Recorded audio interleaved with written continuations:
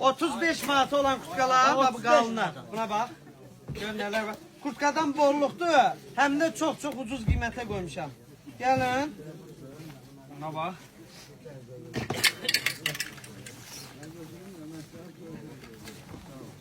Duruncanın ekspres ucluğa. Bax, 35 manat. Bunlar sırf qar üçündür, soyuq üçündür. Və yay üçündür.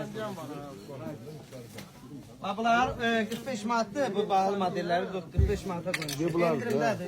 Gəlin. Sonra şu bax, bu bax, nə bilim, bu bahalı. Sağ ol bırak. Bax, buna bax. Bu bahalı modellərdən. Hamısından da bax. Bax, gözəllik, ölçəlik. Neden bu bitmişi yeniden geldi? Hansı? Deyə bundan yenidən gəlir.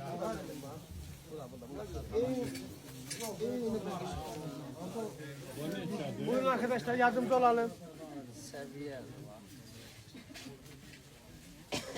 Onun əyində bir dənə oturuşu var, super. Qoy bunu yenim çıxsın.